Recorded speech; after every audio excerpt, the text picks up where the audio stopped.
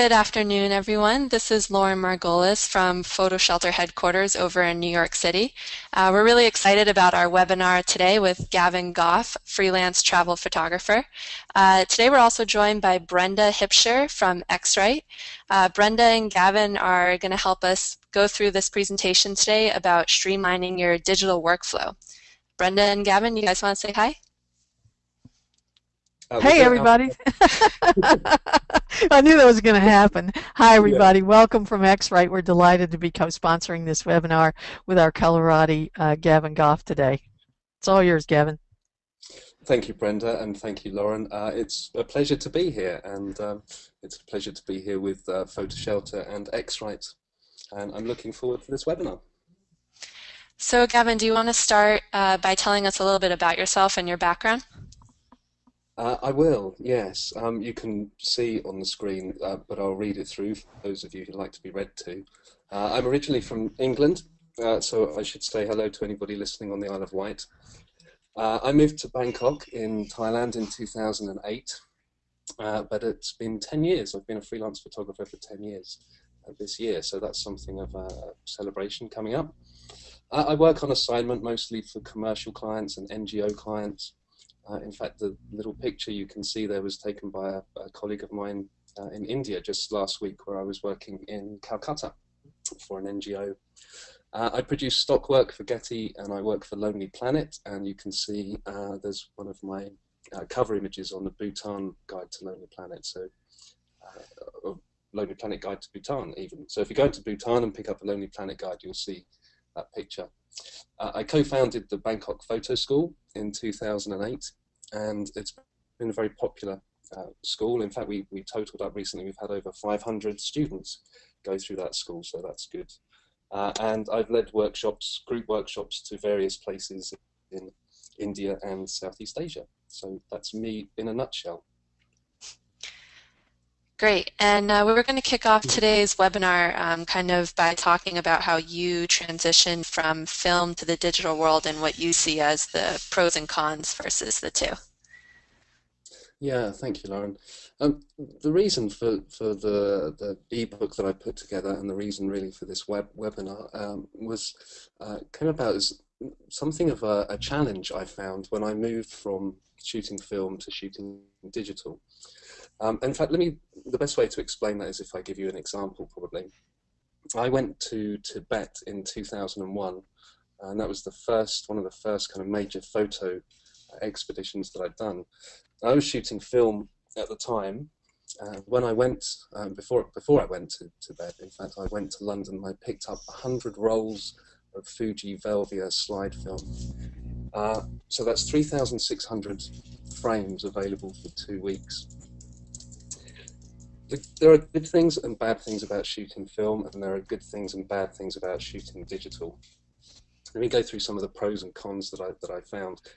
Film, as anybody who shot film will remember, is expensive, particularly 100 rolls of Fuji Velvia. That burnt a hole in my pocket. It's pretty cumbersome. You struggle with things like airport X-ray machines, and it's not very versatile. That Fuji Velvia film was ISO 50, which is pretty limiting, and although you have the ability to move from one film to another, it's such a lengthy process, so you really wouldn't bother a lot of the time. Of course, there's no LCD screen, there's no histogram, so shooting with film was a very demanding process. However, when I got back from Tibet with all of my 100 rolls of exposed film, all I had to do was send it off to the local Fuji lab, wait for 3 days, put my feet up, read a book, drink some tea. 3 days later, the film was returned in its box, or in boxes, and all mounted. And all that's left to do is to edit it, put some labels on, and send the film off. Now, if I compare that to the job that I did last week in India, where I took a few memory cards, and I have all the great versatility of shooting in digital. I can change ISO at the flick of a switch. I can review pictures in the LCD screen. I can look at the histogram. The histogram must surely be one of the greatest advances for digital photographers, and that's a great bonus. But at the end of the job when I come home, instead of 3 days of sitting around drinking tea, I've got 3 days work ahead of me to start processing all of those images. And digital processing, it seems to me, has kind of infinite possibilities, and I don't even think it's an exaggeration to say it's infinite. The number of things you can do with a digital file are extraordinary. The challenge with that is, where do you start? What do you do first? What kind of sequence do you follow? And the challenge I found is that I wanted to introduce some consistency to what I was doing. So over the years, over the last 10 years, my workflow has kind of evolved. And I've tried to get to a point where I've got a streamlined workflow. It's important to me to have some kind of built-in consistency. I think it's important that I process files in a consistent way, and that helps me develop a style, which I think has been useful in my career. That often people will comment that I have a particular style of photography. And I think a lot of that is down to the style of processing and the steps that I take in my processing when I'm developing. But as well as all of that, it was important to me not to lose the creative opportunities that come with digital. I don't want to reduce the kind of infinite number of possibilities. So that was my goal. So in fact, if we skip to the next slide, Lauren. Hey, Sure. Gavin, if I can just interrupt you 1 second. This is Brenda. Is there any way that you can increase your volume a little bit? We're having some folks that are having difficulty hearing you, and if you or Lauren have a cell phone near your computer or the audio line from your headset, we're getting some kind of interference from time to time as well. So thanks, and I'm sorry for interrupting, Gavin. No, not at all, Brenda. Thank you. So is that better? The volume's a bit louder? That's very much better. Thank you so much. Okay. All right. I'll keep an eye on that, Brenda. Please let me know if it dips again. So we are going to kind of introduce the backbone to today's webinar. Gavin's ebook, The Photographer's Workflow, this phenomenal, almost 130-page, 10-step guide for digital photographers today. Gavin is going to give us almost kind of a sneak peek into the workbook today and go through some of the chapters inside, but we definitely also want to point the audience to downloading it yourself. It does include some of the Lightroom development and brush presets that you're going to talk about today, Gavin, as well as all these great video tutorials on top of it. Yes, thank you. So hopefully you can hear me okay. I'll shout a bit. So this workflow that I've got has evolved, as I say, over a number of years. And previously I was using applications like iView Media, which I think is now defunct, but Bridge and Photoshop, and moving files from one application to another. And it really did demand some kind of logical sequence. Then Adobe released Lightroom, which was a real blessing. And now pretty much, I would say 99.9% of my work is done exclusively in Lightroom. So what I've done is put together all of the presets and all of the collections and all of the things that I use to help me give the consistency that I was talking about, and I put them all together in an ebook package.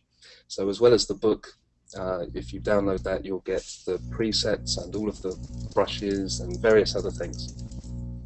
And my aim really was to try and make my whole workflow available.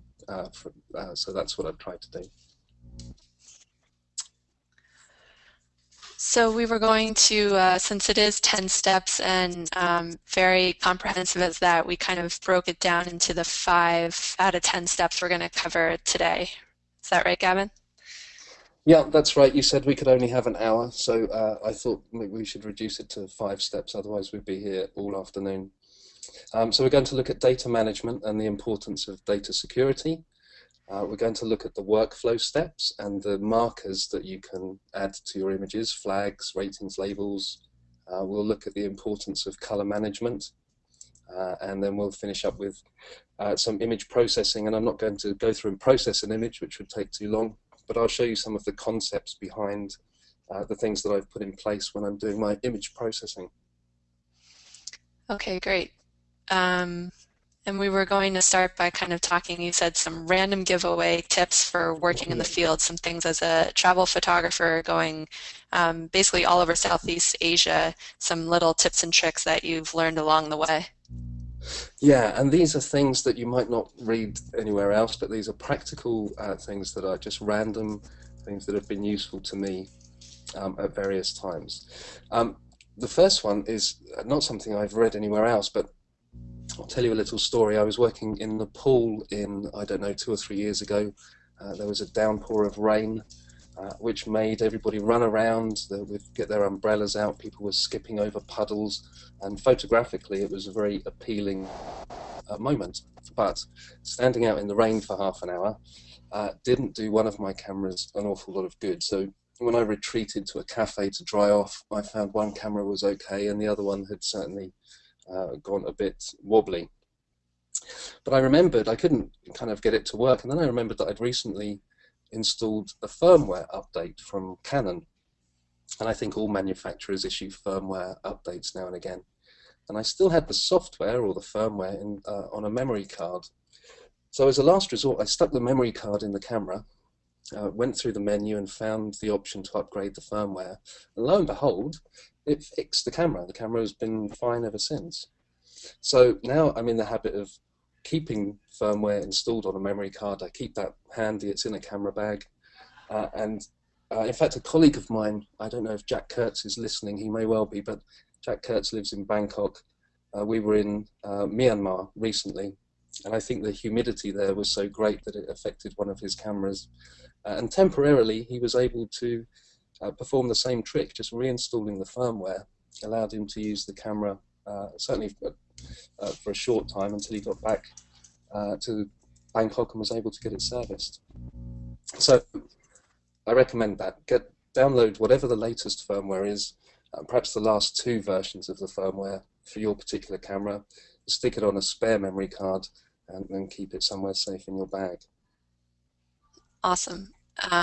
Thank you. Tell us about this one about attaching double-sided tape to your lens cap. Yeah, I always carry my cameras facing down, so that any dust in the camera body is being shaken off the sensor, not onto the sensor, so that's a useful tip. And I stick double-sided tape to the inside of the camera lens cap.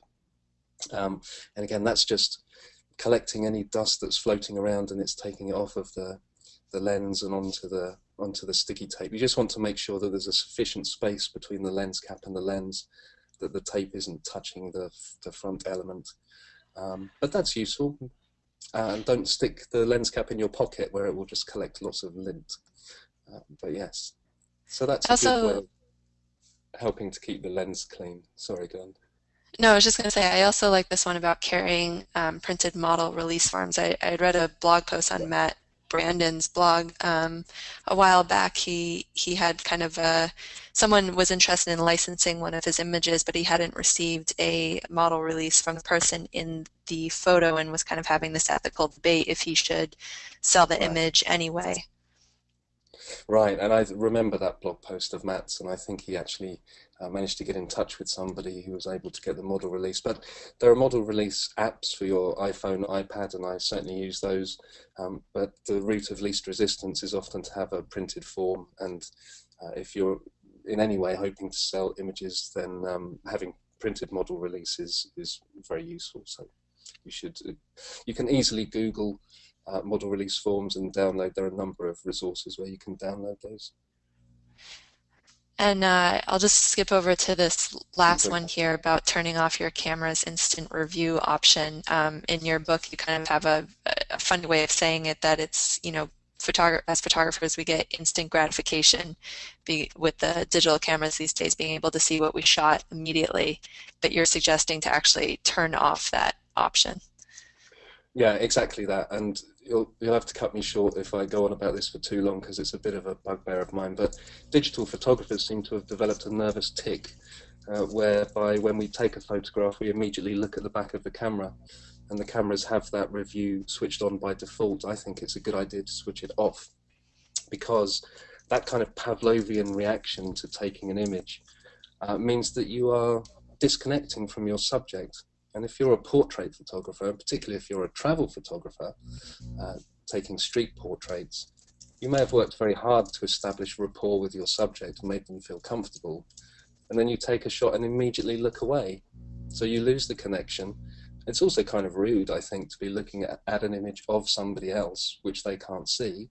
And so I think it's a good idea to turn that review thing off. Now, if people are willing to try that, they will probably find it quite uncomfortable at first.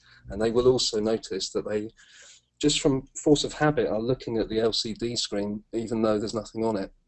But I guarantee it will help you in the long run. So that's something we try and teach all of our students at the photo schools. The first thing actually is we invite people to turn off that review option. I think it's a very, if you do nothing else that I mentioned in the webinar today, I'd encourage you to try that. I just want to let you know that Matt is here, and he did get that model release. He's on the ball, isn't he? Yes, I'm sure that he did. Good. All right, so should we dive right into the first step in the workbook here? Yes, sure. So I'll try and summarize this as best I can. When I was working as a systems analyst in my previous job, traditionally systems analysts are involved in looking at processes, looking at businesses, and refining their workflow. So I used all the techniques that I'd learned in that job and applied them to the kind of post-production digital processing. The first thing to recognize is there are three types of data. You have your original images, your RAW files or your JPEG files. Then you'll have your working files, or if you work in the way I do, you'll have DNG files. So they will be different from the original RAW files. And then the one that people often forget is your computer system. You have the system and you have software that you've probably paid a lot of money for, and we don't always remember to protect that as well as we should. And the thing that I've tried to do is to try to implement automated backups for all of these things, so that it happens consistently, it happens automatically, and it happens without me having to think too much about it, and I can't forget. So the more we can automate these processes, the better it is for us, I think. So a good example of that is the Lightroom import process. And Lightroom has lots of presets built in at every stage. And one of the really good presets is one that you can create when you import new images. And one of the options in the import process is to make copies of your RAW files onto a separate disk. So if you create a preset, and the videos that I have with the ebook will show you how to do that, then every time you import images, you can import them in a consistent way, and you'll know that those original files are backed up somewhere. Then I think it's important to have some way of cloning your computer system, some way that will also back up all of the software. So if you're a Mac user, you can use something called SuperDuper. There's also another application I forget the name of, but they do the same job. And PC users can use Acronis or TrueImage. And all they do is they make a complete clone of your system, so that if the worst, the unthinkable happens and your computer goes awry, you can reinstall everything that you had on it up to the date of the last backup. The important thing with all of these things, obviously, is that not only have you got to install the software, but you actually have to use it. And I've lost count of the times, the number of times I've spoken to students at the school who say that they've got a backup software, but that just hasn't run for the last 3 weeks, 6 weeks, or whatever, and then they get into trouble when their computer blows up. So if you've got the software, make sure it's running. And then finally, in my system, I use backup images to the cloud, and actually I use PhotoShelter. I don't always have access to really good connectivity, but when I do, I send all of my best images online so that they're backed up remotely. Awesome. And this is a kind of a snapshot from one of the pages in the ebook here, so asking photographers to actually do a risk analysis for their data. Yes, it is, and I must admit that the words risk analysis are not the sexiest in the language, but and not the sexiest topic in photography. However, if you find yourself in a situation where you're in need of a backup, and you've gone through this risk analysis process and you've got the backups in place, then you'll be very grateful you spent the time doing it. So the risk analysis is very straightforward, and there's a blank form in the book. It simply asks you, where are your files? Where are your backups? And then what happens if? And there are a number of scenarios. So for example, what happens if the computer you're working on breaks and is no longer accessible? What happens if all of the computers and all of the external disks in the room you're in right now disappear? What happens if all of the storage in your house disappears?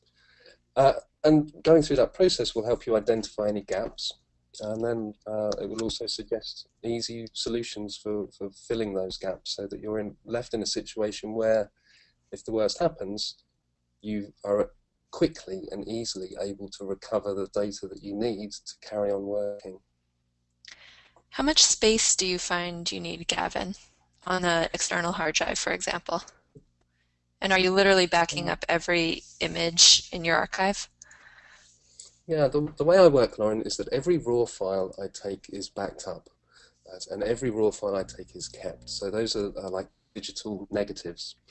They never get thrown away, even the bad ones. I don't edit them or anything else, and they get backed up. Then the working files get cloned as well. So to answer your question, I'm traveling at the moment, and unfortunately, I have 7 1 terabyte drives with me. And then I will have the same again back at home, and then a third version of all of those in an off-site facility. Okay, so moving right along, talking about once you've backed up your data and you're importing it into Lightroom, the flags, ratings, and labels that you use, this is a really comprehensive system which kind of builds the foundation for the rest of the workflow. Is that right? Which is a good way of getting your own time. So 7.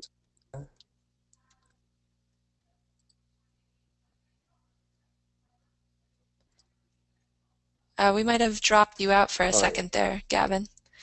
That's okay. I'm not offended by that at all. That's fine. Not on purpose. If you want to talk about me, Lauren, you could wait till after the webinar. Okay, carry on, sorry. So we're looking at Lightroom markers, right? That's right. Okay. So now we get into the stage where we're looking at building a workflow. All of the software I know, Lightroom, Aperture and Bridge, and others I'm sure, have ways of marking your images. And really, rather than go into an awful lot of detail, what I would suggest is that you look at what markers are available to you. Then you decide where your images are going to go, what's the final destination for them, and then work backwards and decide how you want to label your images so that you can kind of pick up which images are going where. So let me give you an example from Lightroom, and this is from my own workflow. Lightroom has flags. You can have black flags or white flags. Really, there's only one way to use those. The white flags are images you're keeping and you're going to process, and black flags are images that you're going to delete. But then you have ratings, which are all stars, and color labels.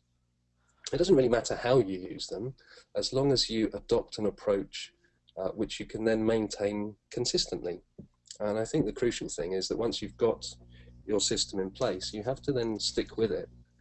If you change it 3 months down the line, you're either going to have very inconsistent results, or you're going to give yourself a lot of work.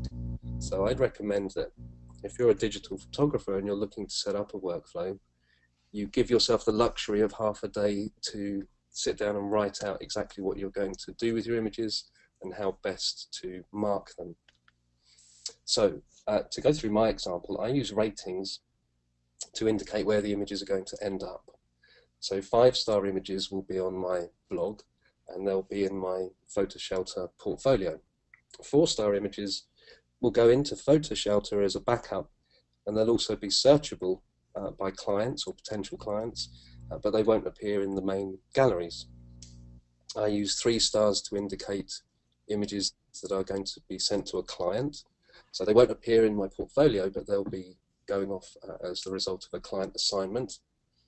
And then 2 stars are images that I'm not quite sure about and I want to look at them again, or often I use that for personal images that I want just for friends and family.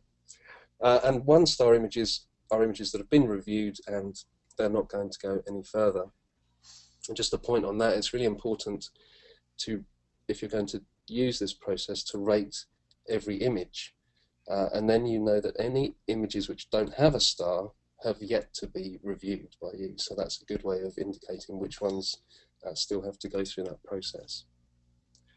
And then the labels in Lightroom I use to indicate which stage in the workflow the images have reached. So if you look at the slide there, red images still have to have the metadata added. Yellow images have been processed. Green images have got the keywords added to them. And the blue images have been exported and delivered. So that again is a really quick and easy visual way of seeing how far you've got through your workflow with a particular series of images. So for a typical assignment, let's say a client assignment, how long does it take you to go through all the images?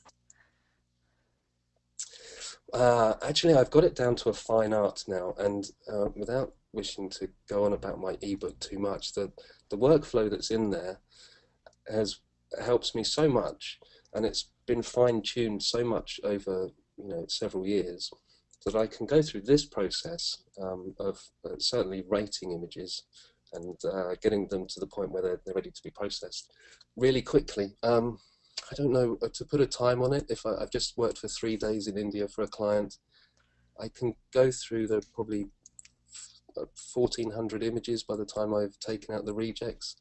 I can go through those in an hour, not including the processing. So that's much less time than it used to take me. And you also provide some the keyboard shortcuts for all of these in your ebook, right? I do, yeah. Lightroom's good for keyboard shortcuts, and often that's a much quicker way of moving images through the workflow. So Gavin, just to be clear, you can use the stars and the flags and the colors, all 3 on the same image, right? Yes, exactly, and you would, in fact, in the way I'm describing, each Right. image would have a flag, and it would also have a rating, and it would also have a color label. So you can then filter them, which is good as well. So you can use Lightroom or Aperture, it works in the same way, but you can use the software to say, show me all of the 5-star images which have yet to be exported. And then you can see which images still need to be uploaded, for example. So yes, you can. And this is kind of a visual representation that you put together the process you just discussed. Yeah, exactly. So just to whiz through it, images come from the camera. The first stage would be the flags to pick the images that you're keeping and to black flag the images that will be deleted. Occasionally I will take an out of focus image. I know it's hard to believe, but it's true. So that will get binned. And then the images move through those color labels, so red, yellow, green and blue. And as they go through that process and through the workflow, they will be rated according to where they're going to end up. Great. Okay. So we're going to dive right into the pro workflow. Yes. So I have 2 workflows in the book. The pro workflow is the workflow that I use, and then there's a simple workflow that for anybody that doesn't want to go into such detail, but who wants to get their images out of their camera and onto their website or onto Facebook or wherever as quickly as possible. The pro workflow is built around what Lightroom calls smart collections. And smart collections, I think, are wonderful tools. They take a little bit of getting used to, but essentially you can establish a set of criteria and then the collection will be dynamic. So let's give an example. If I have a smart collection that looks for all 5-star images where the country is India, as I shoot more images in India and hopefully more 5-star images in India, that collection will grow. So what I've created is, sorry, were you going to ask something? No, please go ahead. Okay. So what I've created is a list of smart collections, and the aim is to put images into the folder at the top. You'll notice, if you can see, it says 001 start, drag files here. So you would drag your images into the folder, the images that you want to work on, and then the smart collections beneath that will automatically populate with images that still have work to be done. So if you look a bit further down, and you'll reach a sublocation file, 260 smart sublocation. You can see there are 138 images there, where I still have to add the sublocation to those files. But as soon as I add the sublocation, the images will drop out of that collection and they'll move further down the workflow.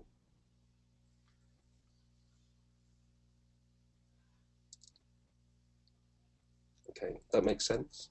Yeah. Good. Okay. So your goal is to have all of those smart collections showing 0. And then when they've reached 0, that means they've been processed, they've got keywords, they've got captions, and they've been published. They've been sent out to wherever they're going, and you can empty the folder at the top and put some new images in it and carry on working. We had a question also, just to clarify, when you mark, if you give a certain image a flag saying that it's to be deleted, is that a permanent delete, or is it still being backed up and just not considered in the workflow? No, actually the way I work is that will be a permanent deletion, so that image will be one that's taken by mistake, or it's just really badly out of focus. So these are the real duff images, and they'll be deleted permanently. However, these are my working files, and the way my workflow works is that the original raw files will already be kept somewhere else and be stored somewhere else. Mm-hmm. So in actual fact, I never permanently delete any image. Everything is kept somewhere, but these working files will be reduced to only contain the images that I'm going to do something with, probably, or possibly. Right. And could you also just kind of repeat how the images are moving from collection to collection? Yes, sure. So each of the smart collections has certain criteria in it. So if we look at the collection set that contains metadata, I want to make sure that all of my images have got all of the location information added to them, that they also have my copyright, and that they also have the correct title in them. So as I add my copyright information to an image, it will come out of the folder or out of the smart collection, which is looking for any images which don't have my copyright in them. And then it will move down to the smart collection, which is looking for country information. And then when I've added the country, the image will move down to state, province, or city.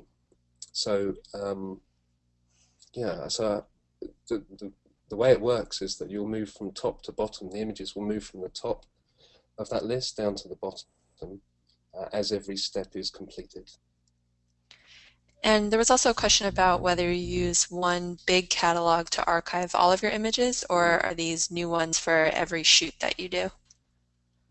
Actually, I used to use one catalog for every year. So I would have a catalog for 2012 and then another for 2013 and so on. But actually, since Lightroom 4, for sure, it's been so stable that I have just one Lightroom catalog now. And everything from the last 10 years is in that catalog. So it's running at about 150,000 images now, I think. But it works just as quickly and just as smoothly as it ever has. So I think you can get away with using one catalog for sure. And once they make them into the published stage, are you then exporting these or moving them from Lightroom to whatever the final destination is going to be? Yeah, so the very last step would be that the images get exported. So either they will be sent off to, well, you know, all of my images now get uploaded to PhotoShelter. So whether they're going to a client or whether they're going into my portfolio, they'll go into my PhotoShelter archive. I can't really think of any exceptions to that, really, unless I'm emailing some images, perhaps. But yeah, everything really is built around populating my PhotoShelter archive. Now, Gavin, the step-by-step of setting this up is contained in the ebook, right? It is, Brenda, yeah. And in fact, Okay. I've found quite a nifty way of importing all of these kind of smart collections. So when you download the book, you'll get a blank Lightroom catalog. The catalog has one image in it, but it has all of these smart collections. And then if you follow along in one of the videos, you'll see how you can import all of these collections in one fell swoop. So it's really just a one-step process. Okay, so camera calibration. Brenda, maybe you can step in here as well. Yeah, let's go, Gavin. Okay, let's go. Camera calibration. So now we've moved away from the workflow and the kind of metadata stage. These are all things that would be found in the library module in Lightroom. Now we're looking at processing. Processing is, goodness knows, as I said before, there are infinite numbers of ways you can process an image, but I think it's really important that the very first step you take would be to use the camera calibration setting. This is, Brenda will correct me if I'm wrong, but this is where you're telling the software how to render the raw file that you've taken.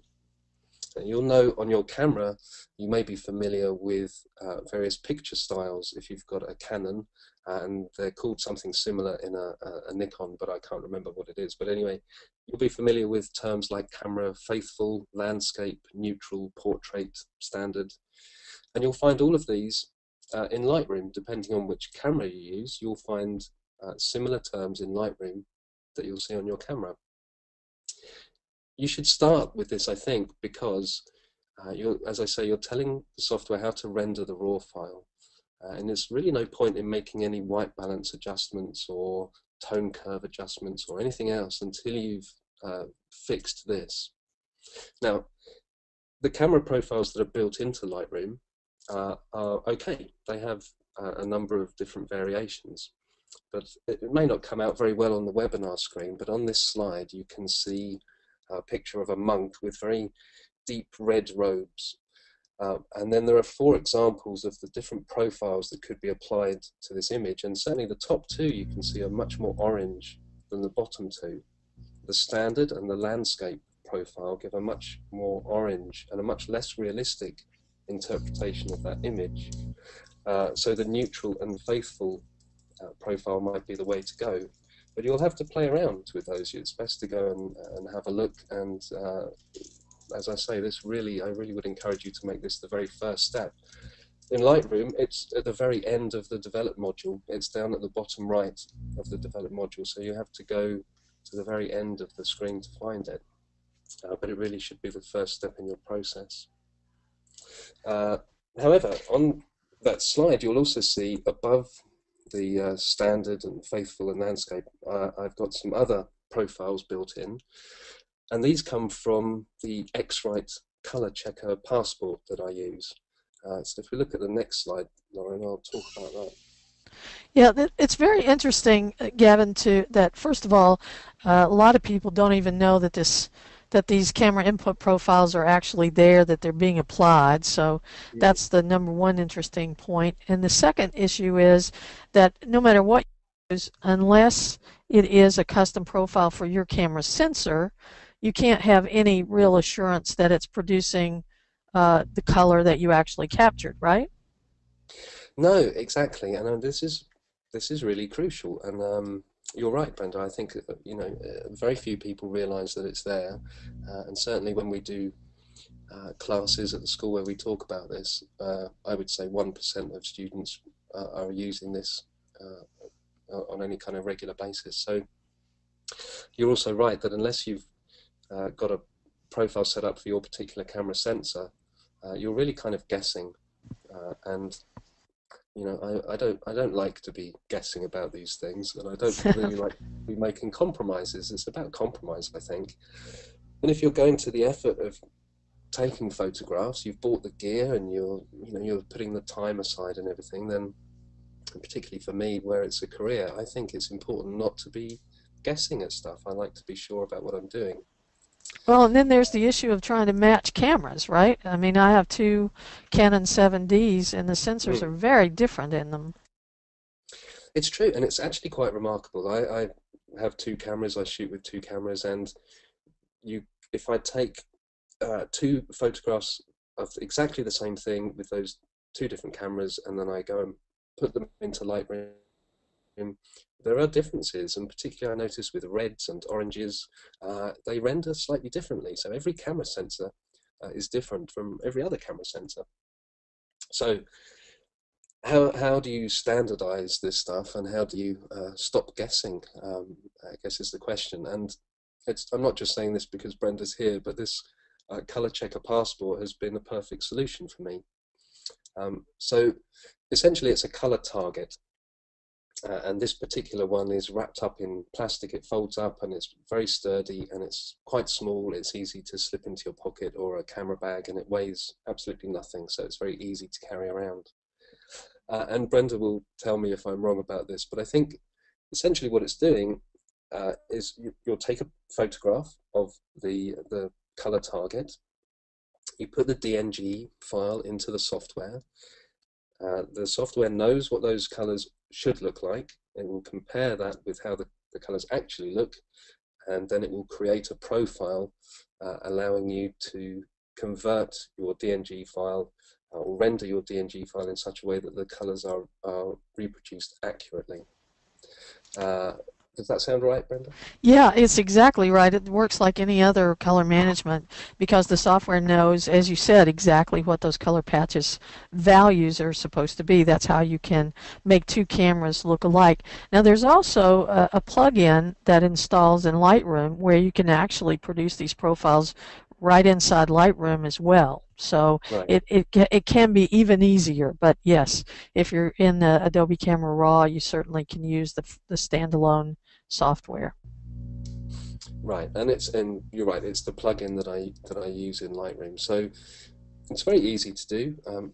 I export a DNG file into the software, and it comes back with a profile created. So instead of having to use those built-in profiles, I switch to the profile that I've built, and I know that the images, I'm starting off in a standard place. I know that the images have got their colors rendered accurately. From there, I can then go and process. I can make adjustments to the white balance, and I can change the vibrance or whatever else I want. But at least I know I've got a standard place to begin from. And the other thing I should mention really is that all of this is only as good as the calibration for your monitor. So if your monitor isn't calibrated, I'm sorry to say, you might as well be guessing still. If your monitors come out of the box slightly warm, often Mac monitors seem to, but every monitor will be different, and really you need to standardize the way your monitor looks before you embark upon any processing. And I wish there was another way of saying it that didn't sound so absolute, but I think it's true that without that, you're kind of working in the dark, really. The changes you're making might look good on your monitor, but there's no guarantee that they're going to look any good anywhere else. That's right, and I think it's a very important point that you are absolutely guessing if you don't Right. calibrate and profile your monitor. I have a question here from a participant asking if you profile for every type of light that you're in, or do you sort of have a standard sun and a standard shade and so forth for each camera that you use in general? That's a very good question. I kind of do both, really. So I've created a number of profiles based upon different lighting conditions, and I'll use those if I don't have anything else. But what I'll try to do, like this example where the girl was a model that we were working with, then it's very easy to ask them to hold the passport up and to take a photograph. And it's important, obviously, to take the photograph of the color target in the same light conditions that you're going to be working in. But quite often, if I go to a market or a festival, or if I'm working somewhere else, I'll prop the color target up somewhere and just take a quick snap of it with each camera that I'm working with, and then it's there, and I use that as the basis for that particular shoot. Brenda, do you want to also touch on what the difference between this and the Color Monkey is? Well, what Gavin was talking, this is for camera profiles. The Color Checker Passport that's showing right here on the screen is for camera profiles. So that's going to be your input profile for your camera. The Color Monkey display, the Color Monkey Photo, the i1 Display Pro that Gavin uses, those would be the devices that you use to calibrate and profile your monitors. And as Gavin said, as he has agreed, and I too wish it weren't so strident, but it's absolutely true. If you don't calibrate and profile your monitor, you're just guessing about whether what you're seeing bears any resemblance to what's actually in the file. So. Okay, perfect.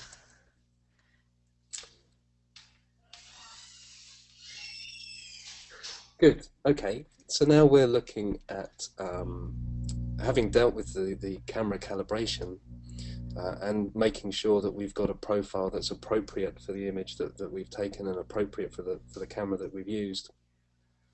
I'll then go and start processing. And as I've said, we don't unfortunately have time to go into processing an image or whatever, and that's an interesting topic in itself. But let me give you the concept behind the way I approach processing, specifically for Lightroom. The first thing, or the second thing I'll do after camera calibration is I'll go up to the lens corrections. I'll do any cropping just to straighten an image if it's necessary, and then I'll enable the profile corrections. So Lightroom has a number of profiles built in for different lenses. It will correct any perspective distortion. It will remove vignetting. And Lightroom 5 has a very groovy little tool which will automatically straighten and correct the perspective distortion for images, which seems to work very well, actually.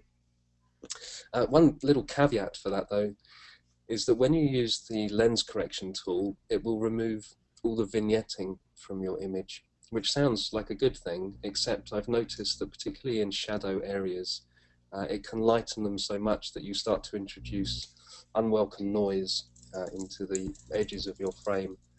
So what I've suggested and what I tend to do is I'll create a preset which loads the profile for the lens but only reduces the vignetting by 50%.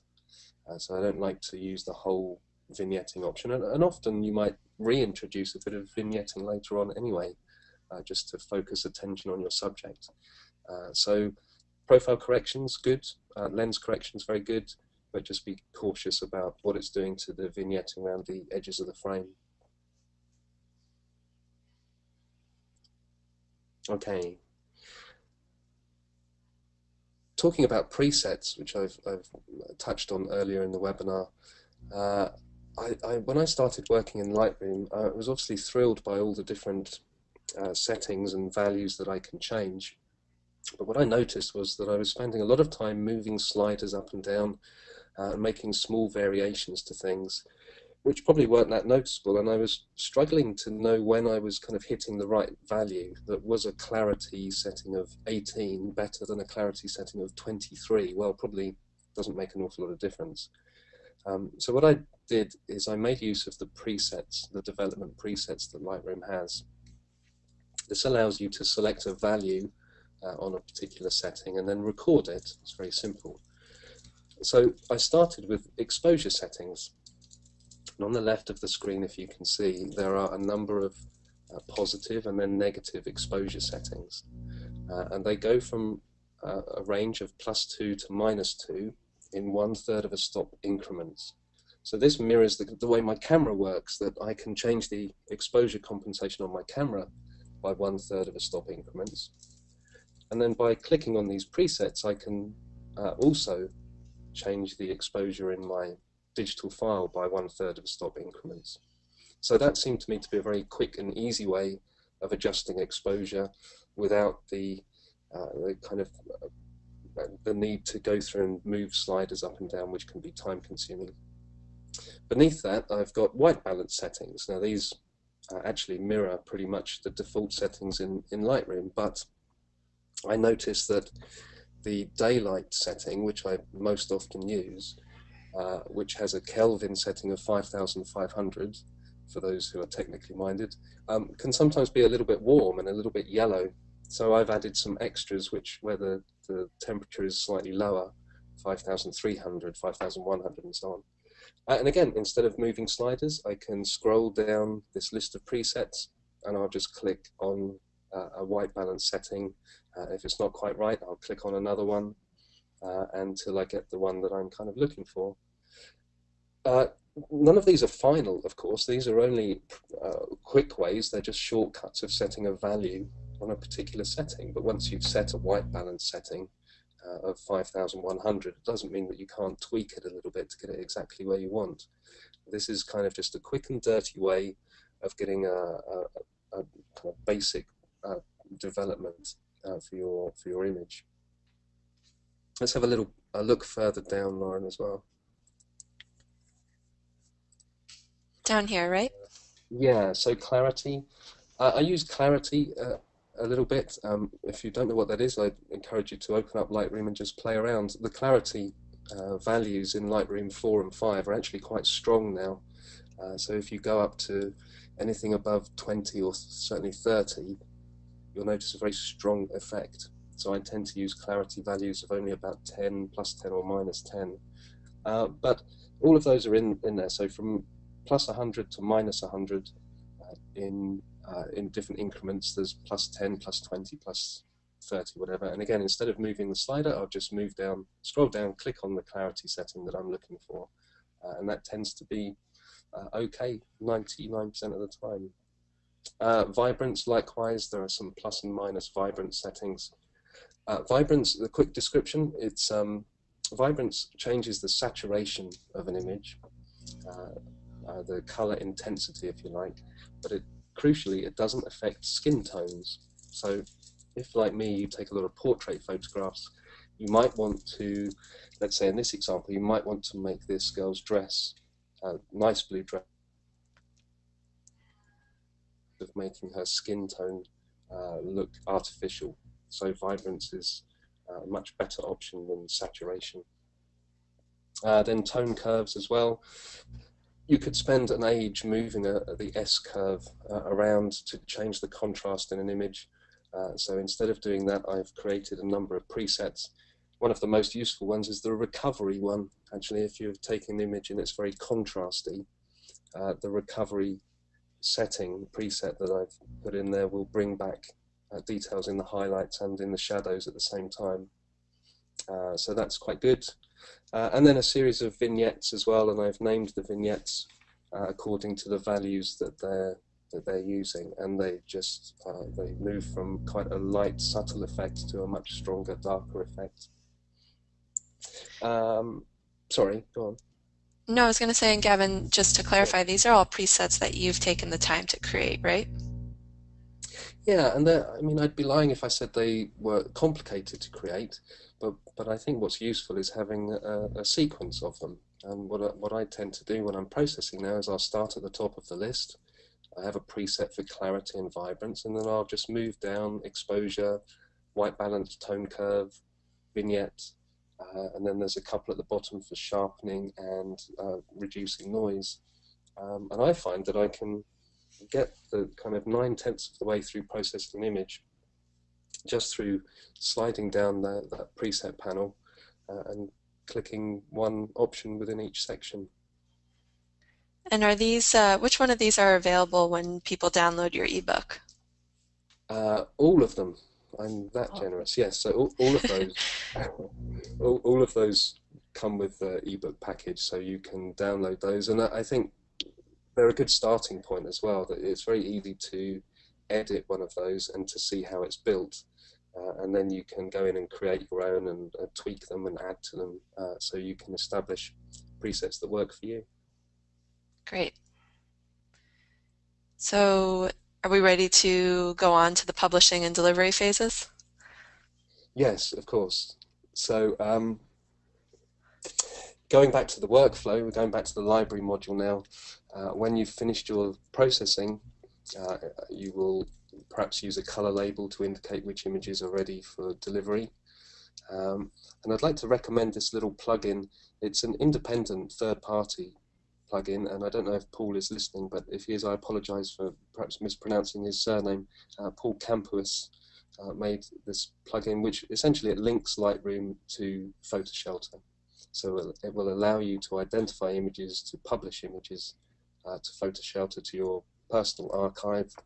And the thing I like about it most is that if you go and edit images, or if you change metadata, perhaps you add keywords to images after they've been published, then you can republish, and instead of having to upload the file again, it will just change the IPTC data for you.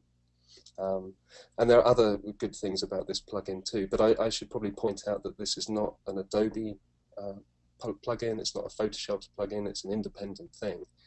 So you'll have to bear that in mind, but it works very well for me, and it allows me to link, or allows me to see what I've got on PhotoShelter in my Lightroom catalog, which is very helpful. And when you say that, you mean changing the metadata in Lightroom allows you to just republish and update it in PhotoShelter? Yes, exactly. So if I change, if I add some keywords to an image which is already on PhotoShelter, when I republish it, it will give me the option either to re-upload the whole image or just to change the metadata. And obviously it's much quicker to change the metadata. That'll take a few seconds. And you may have mentioned this before, but what types of files are you exporting to your archive? Yeah, I didn't mention that. I export high-resolution JPEG files, and it's important that they're set to a quality level of 100, or whatever the maximum is. And I also export in the Adobe RGB color space, which is probably the best color space for printing, and is undoubtedly the best color space for clients when they want to download. But they will get converted, I'm pretty sure I'm right in saying they get converted to sRGB when they get published in your PhotoShelter portfolio. That's right. So we have a great image processing on our end that then allows you to upload the images once to your archive, and we do all of the processing and resizing for the various sizes that would be on your website, for example. Right. We did have a question earlier about whether you're creating different files depending on their usage. So for client downloading versus the web, for example. No, I don't actually. Another great advantage of Lightroom is that you only need to have that one file in your Lightroom archive, and then I will upload those high-resolution JPEGs to PhotoShelter, and I can distribute them in various sizes from there, and I can control what size is released. So, for example, I can allow one client to download small, what they call comp images which are just large enough for them to put into a design to be reviewed at a meeting or something. And then perhaps when they've agreed to buy those images, I can allow them then to download the full high-resolution JPEG. There's no need to keep any images outside of Lightroom, so I don't keep any other JPEGs or anything else. Because every time I need a new version, if it's just for Facebook or something, well, I can quickly go back to Lightroom and make an export, upload it, and then I delete the file that I've exported. Hey, Gavin, we're just about out of time here, but I have a question about how much RAM do you have in your machines when you're doing this processing of these 100,000 images plus? That's a good question, isn't it? That's the sort of thing I should probably know kind of off the top of my head, and that I wouldn't need to look up, right? But I am looking it up. I'm working with a MacBook Pro now. This has got 8 gigs of RAM in, which is not huge. I think, it's the last laptop I had only 4 gigs, and it was fine. I think if you're doing a lot of Photoshop work, you might want more, but Lightroom's pretty light on RAM as far as I know. So I don't see it struggling at all, in fact.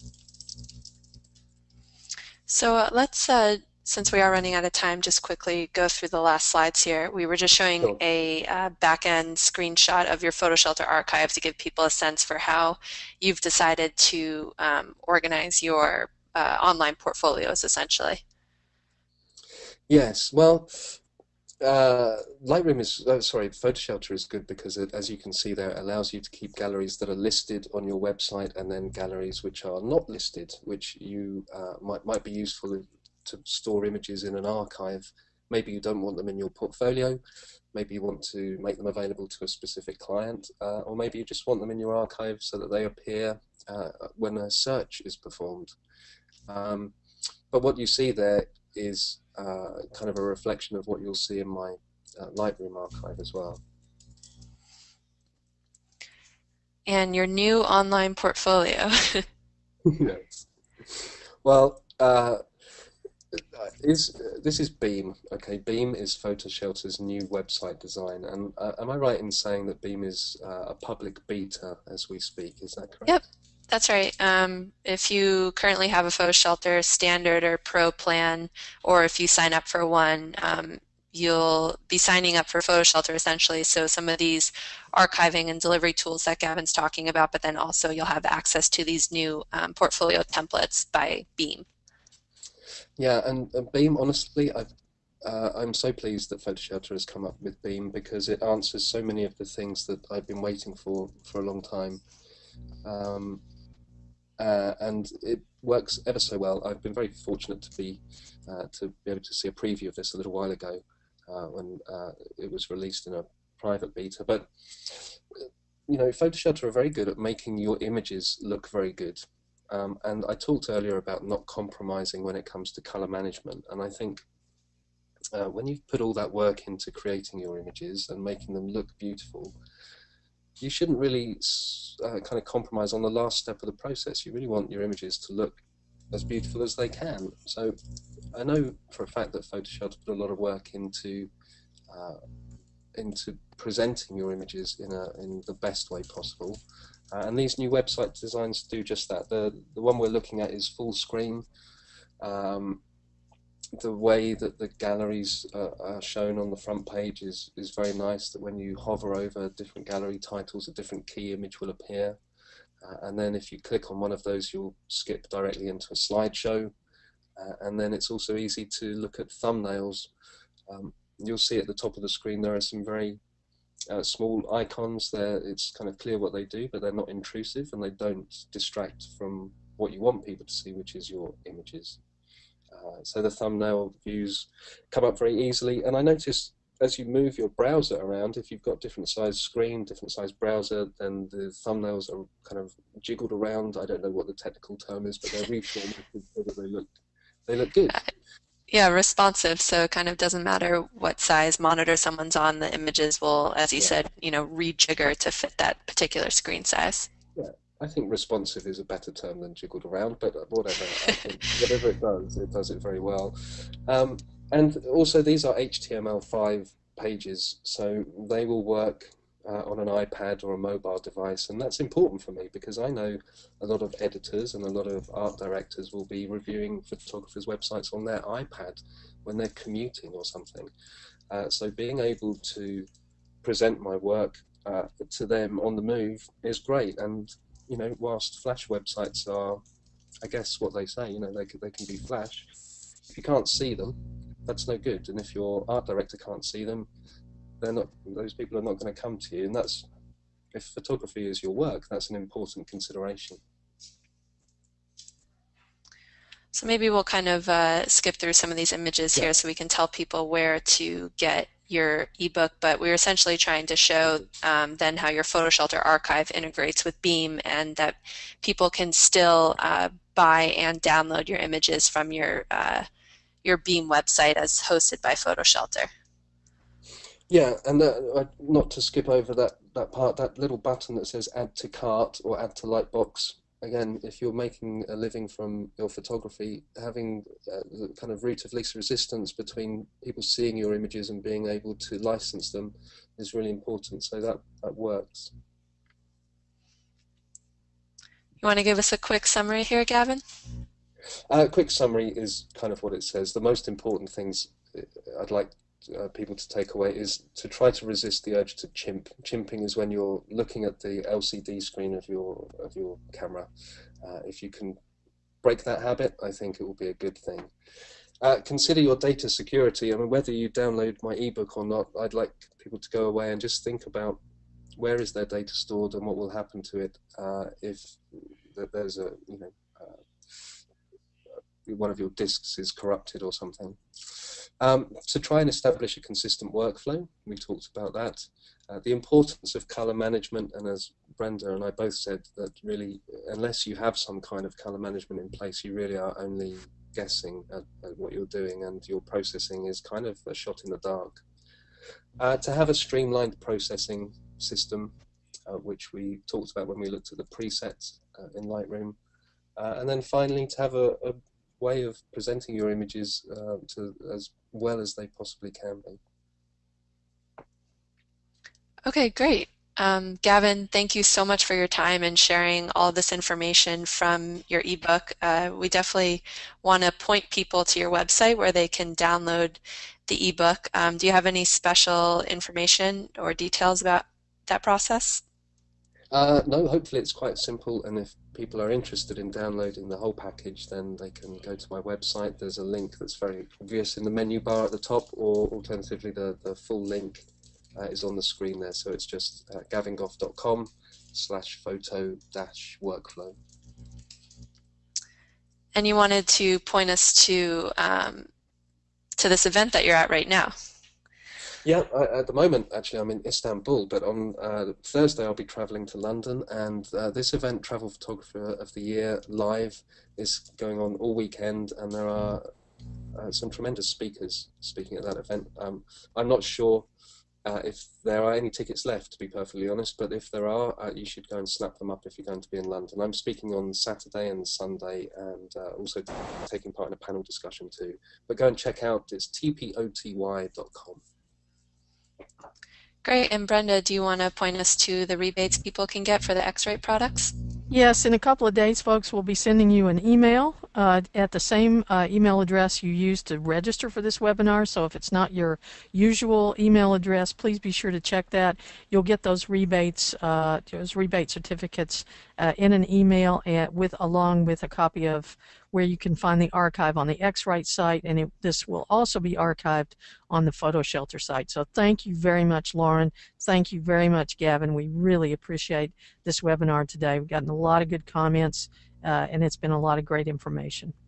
Yes, thank you guys. And I also, if you're interested in learning more about Beam, which is the new platform by Photo Shelter that Gavin is using for his website, you can just go to photoshelter.com/beam and check out, we have his site up there as an example, as well as a whole host of others. So you can find some more information there if you're interested in signing up. And yes, thanks again, guys. We really appreciate your attention today, and hopefully took something away from our webinar. And be sure to visit Gavin's website to download the ebook. You'll get everything that we talked about today, plus a ton more, all of the presets, and also video tutorials to help you put together your workflow so it can hopefully be as easy as Gavin's. So thanks, everyone. Be sure to be on the lookout for the email from X-Rite and also from Photo Shelter so you can find the archived version of this webinar. And thank you, Gavin and Brenda, for your time today. Thank you very much. It's been a pleasure.